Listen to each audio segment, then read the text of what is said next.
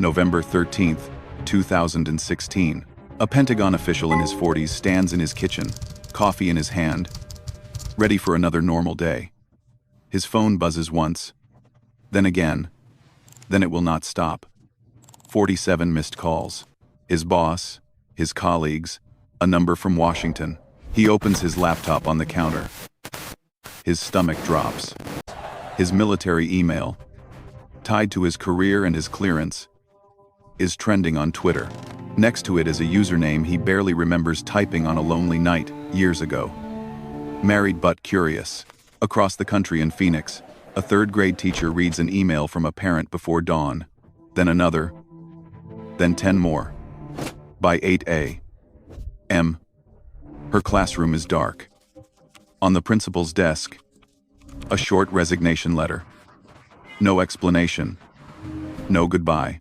In Los Angeles, a reality TV personality scrolls through messages and threats, screenshots with their name attached. By the end of the week, their social media is gone. Brand deals paused. Public life cut off like a power outage. 3 very different lives. One secret in common. Adult Friend Finder. This is the story of how the largest adult website in the world turned into one of the biggest privacy disasters in modern history. Not in a headline sense, but in kitchens and bedrooms and living rooms across America. For more than 20 years, Adult Friend Finder quietly collected human weakness and human hope. Late-night signups, secret logins from office computers, profiles made on business trips, and lonely Sundays. By the time anyone looked closely, there were more than 412 million registrations.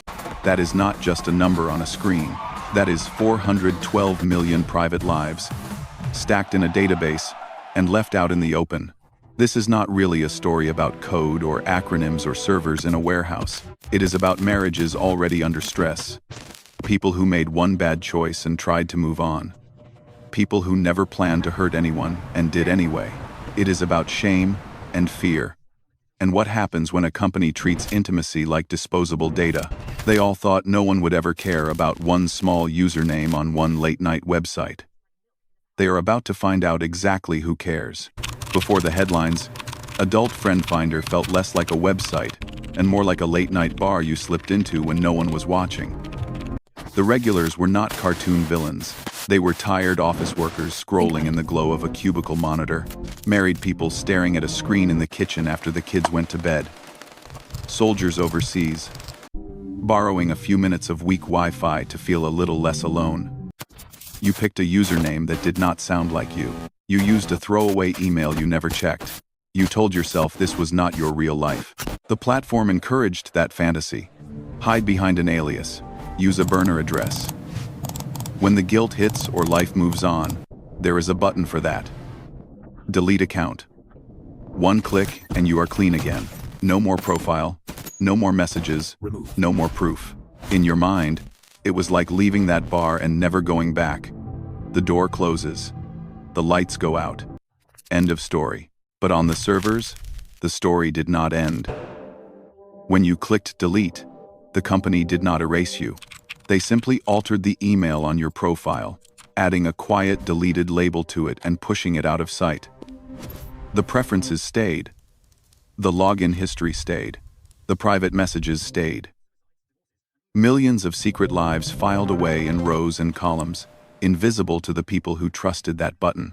All of it sat there for years, a silent time bomb of data, waiting for the first person with the right key to walk in and light the fuse. In May of 2015, the first crack finally shows.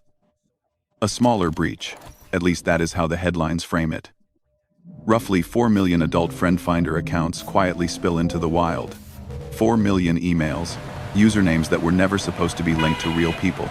Birth dates, zip codes, IP addresses that draw a map back to living rooms and office chairs. Even the tags people chose for themselves. What they were into. Whether they were looking for something on the side, it is the kind of information you do not even say out loud. Now sitting in a file, strangers can download. Inside the company, it does not feel small at all. On the engineering floor, there are people who understand exactly what this means. Teachers, they read pastors, the incident and jocks. reports, Look at the age of the code. Look at the way passwords and deleted accounts are handled. And their stomachs tighten. Some of them write long emails to managers, attaching logs and diagrams. We need to fix this. We need to upgrade our security stack. We cannot keep pretending this is fine. They are not thinking about headlines. They are thinking about the faces behind those 4 million accounts. Management sees something different. They see costs, downtime, new hardware, consultants, legal risk if they admit too much. And so they choose the cheap, familiar path. A public statement, a mass email to users with a line they have probably used before and will use again. We take security seriously. 5 bland words that cost nothing to send. For a few days, the breach makes noise in tech blogs and on the evening news. People shake their heads, make jokes, move on to the next scandal. 4 million feels like a lot, but it fades fast in a world that scrolls. The company keeps signing up new users. The site stays online. On the surface, life goes back to normal. Underneath, nothing important has changed. The old code is still running. The fake delete button still lies. The same hole in the wall is still there, waiting for the next person willing to step through it. By the time that first breach faded from the news, the real danger was not some elite, movie-style super attack. It was a simple, boring flaw in how the site handled its own files. Hackers have a name for it: local file inclusion. For everyone else, think of it this way. A website is supposed to show you only a few safe pages. Your profile, a search screen, maybe a settings page. Local file inclusion is when you find a way to make that same website hand you files it was never meant to show. It is like walking into an office lobby and asking the receptionist for a brochure, then realizing that with the right words, you can ask for anything. Payroll records, private memos. The list of safe files and unsafe files is all jumbled together, and no one ever locked the back cabinet. One tiny trick in how you phrase the request, and suddenly you are not in the lobby anymore. You are standing in the records room. Now picture what was sitting in that records room for Friend Finder. Not a few thousand accounts, but a warehouse worth of folders. 2 decades of signups, close to 400 million registrations stacked like boxes on shelves. On the outside, the building looks solid. On the inside, the wall between the public area and the vault is thin, patched drywall with a crack running right through it. That crack is the bug no one fixed. Behind that wall are email addresses ending in military domains, government addresses from agencies and embassies, corporate accounts from major banks and tech companies, school district emails used by teachers, anonymous-looking usernames that belong to pastors, nurses, delivery drivers, the guy who coaches your kid on Saturdays, people in uniforms, people in suits, people in sweatpants on the couch at midnight. They all walked in through the same front door, typed on the same sign-up screen, and believed the same comforting story. Their most private choices, guarded by professional security, locked away where no one would ever look. All of them trusting a login form and a promise. Somewhere in the middle of October 2016, a 20-year-old is sitting in a small room lit mostly by his laptop screen. Online, he calls himself Revolver. He is not a legendary criminal, not a name whispered on dark forums, not the villain of a Hollywood script. He is just a curious kid who likes to poke at websites after class the way other people play games or scroll social media. That night, he points his browser at Adult Friend Finder. To him, it is not a fantasy bar. It is just another target to test. He sends a request, tweaks a parameter, refreshes the page. Then suddenly the screen changes. Instead of a normal profile or error message, raw data begins to spill down the monitor. File paths, configuration details, user directories. He realizes he is seeing things no regular visitor should ever see. It is the feeling of jiggling a locked door and having it swing wide open in your hand. In that moment, he has a choice. The internet is full of people who would quietly save everything, package the data, and sell it to the highest bidder. Revolver does something different. He grabs a few screenshots, writes a short explanation, and takes his warning straight into the light. He posts it on Twitter, tags the official Adult Friend Finder account, and tells them plainly that their house is on fire. No ransom note, no demand. Just a young researcher hoping someone on the other side of the screen will take him seriously. Later, investigators will lay out the timing like a row of dominoes. Around 1:14 p.m., Revolver stumbles onto the bug. At roughly 1:49, logs show a massive download. The kind of pull you would expect if someone grabbed the entire database at once. At 1:52, his tweet goes live for the world to see. By 3:51 inches the morning, the company rolls out a patch and replies that the issue is resolved and no customer data was compromised. When you line up those minutes on a timeline, it starts to feel less like a coincidence. It looks less like an accident, and more like someone was already inside. Long before Adult Friend Finder hit the front page of the news, there was another name moving quietly in the background. Peace. That is the handle most people know. No one is quite sure where he lives or what his real name is, but his work leaves a trail. Data from LinkedIn, from MySpace, from Tumblr. Big social networks that woke up one morning to find millions of their users for sale on dark corners of the internet. Piece by piece, breach by breach, Peace built a reputation as someone who does not hack for ideology or revenge. He does it for inventory. If Revolver is the kid who smells smoke and pulls the fire alarm, Peace is the man who has been in the basement for months, quietly siphoning gas from the building. One acts in public, on a timeline everyone can see. The other prefers the shadows, slow and patient, taking what he needs and waiting for the perfect moment to walk away. When you put them in the same story, the roles feel painfully clear. Look again at that October night. The logs say the full database started moving around 1:49 p.m., only minutes after Revolver discovered the flaw, and minutes before he told the world.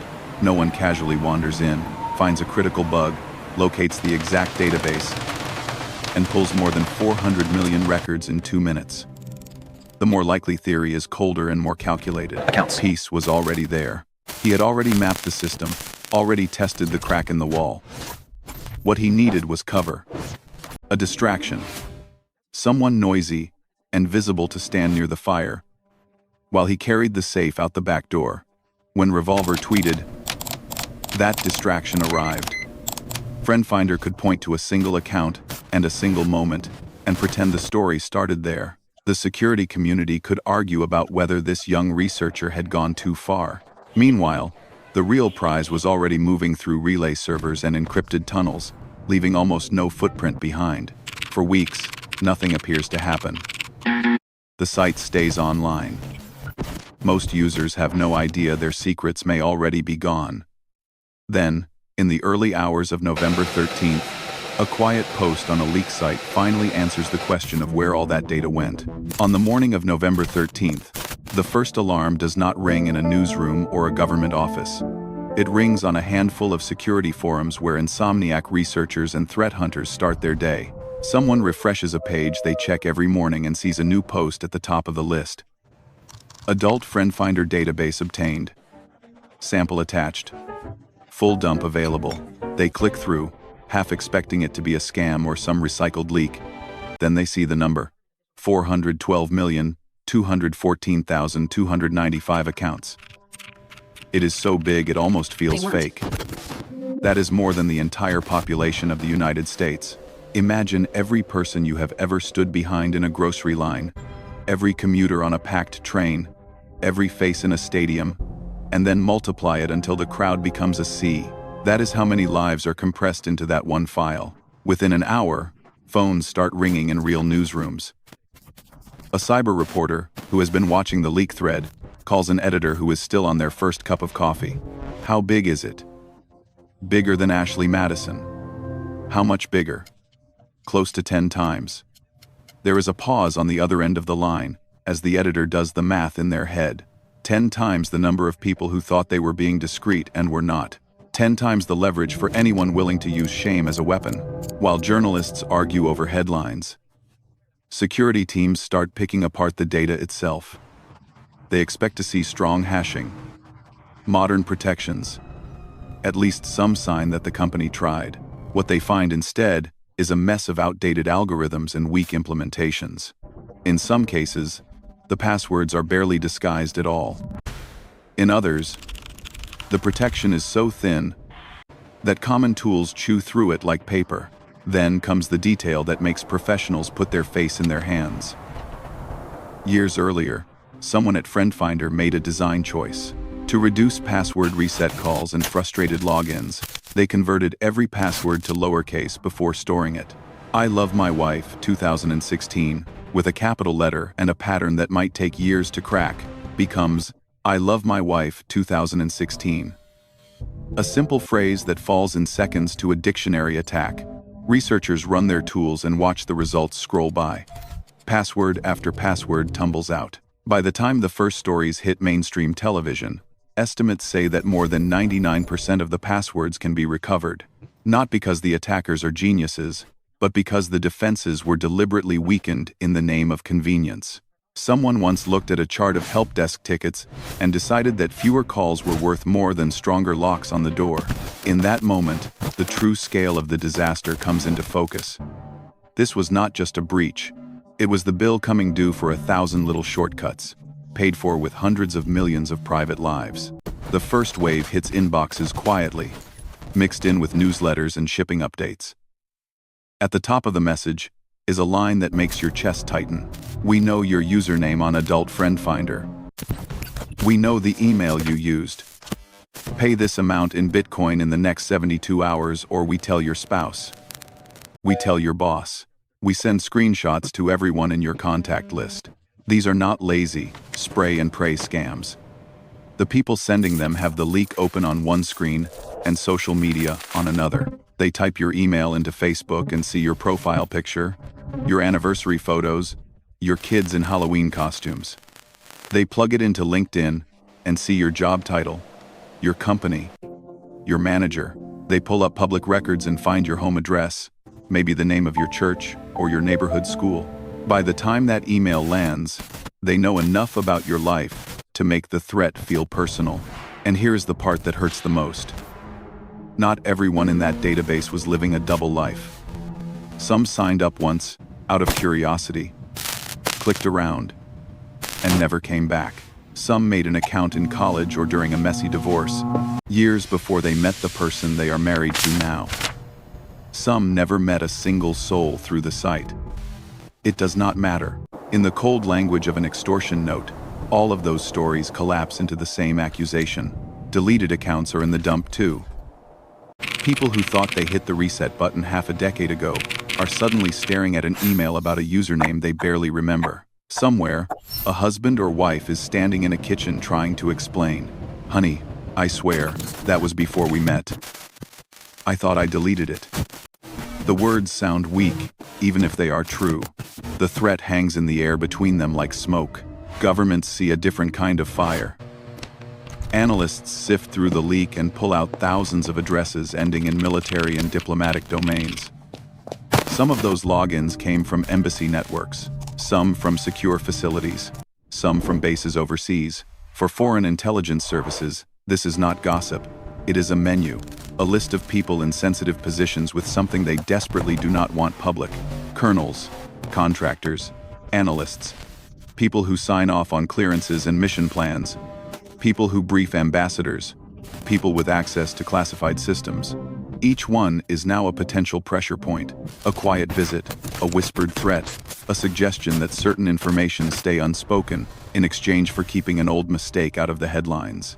In living rooms and lovers' quarrels, the breach looks like betrayal and shame. In the world of national security, it looks like opportunity for anyone willing to weaponize those same secrets. In the months after the leak, the damage is not always loud. There is no single headline that captures it. Instead, it shows up in small, quiet disappearances. Analysts later notice a strange pattern.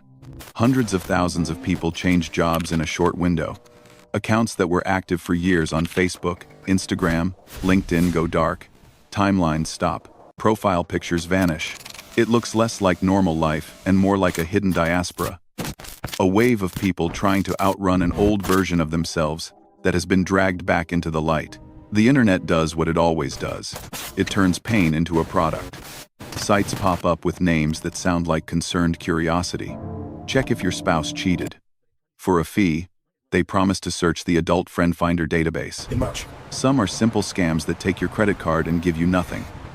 Others are more vicious. They log what you search, who you suspect, and then turn that knowledge into another threat. Pay us, or we tell your partner you tried to look them up in a cheating database. Even people who were never in the leak find themselves pulled into its gravity. Quietly, dating apps start making their own choices. They do not issue press releases or public policies. They buy access to leaked data through third-party brokers and quietly compare emails. Some addresses get flagged, profiles stop getting matches, or cannot be created at all.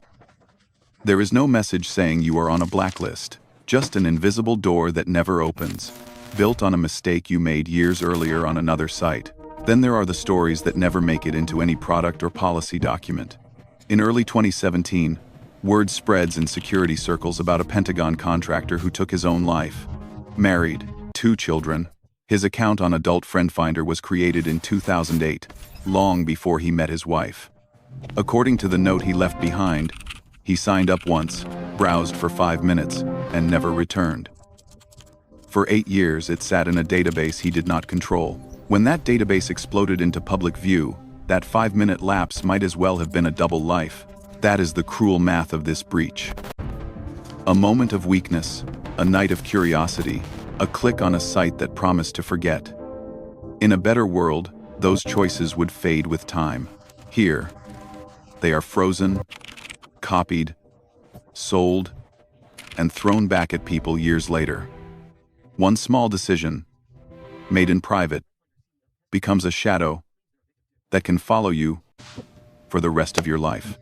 When the scale of the breach finally became impossible to ignore, Friend Finder did not hold a press conference or sit across from their users and look them in the eye. They released a short statement. We are investigating reports of a security incident. Users should update their passwords as a precaution. We take privacy seriously. 27 polite words that never once say we failed you, or we are sorry, or your secrets are out there and we cannot pull them back. Behind closed doors, the math looks different. Engineers had been asking for a serious security overhaul for years. The estimates were in the range of a few $1 million. New infrastructure, better password storage, honest deletion of old accounts. Instead, the company saved that money and carried on. After the breach, lawsuits and settlements would climb into the hundreds of millions. That number still does not account for what cannot be billed. Divorces, lost careers, children who do not understand why one parent moved out, a contractor who never came home from work. For the people in the database, the true cost is measured in the shape of their lives before and after their names appeared in a leak. If you zoom out, this story is bigger than one company or one website. Every time we sign up for a new service, we trade a little piece of privacy for convenience, for connection, for the feeling that someone sees us. Companies like Friend Finder take those pieces and store them in vast digital vaults. They were supposed to guard them like gold, like something sacred. Instead, they treated them like scraps on a server rack. And here is the part that should sound familiar. Adult Friend Finder was not the first to play this game. A year earlier, another site promised discretion to people looking for affairs. Its slogan was simple: life is short. Have an affair. When that database hit the open internet, that line might as well have changed to your marriage is over. The same arrogance, the same weak security, the same quiet wreckage in real homes. If you want to understand how Friend Finder ended up here, you have to go back to that earlier disaster. To the night, 37 million cheaters were exposed, and the playbook for this kind of breach was written. In my Ashley Madison documentary, we walk through that story step by step and show how it became the warning no one at Friend Finder wanted to hear. When you finish this video, watch that one next. It will change the way you look at every sign-up form you have ever trusted.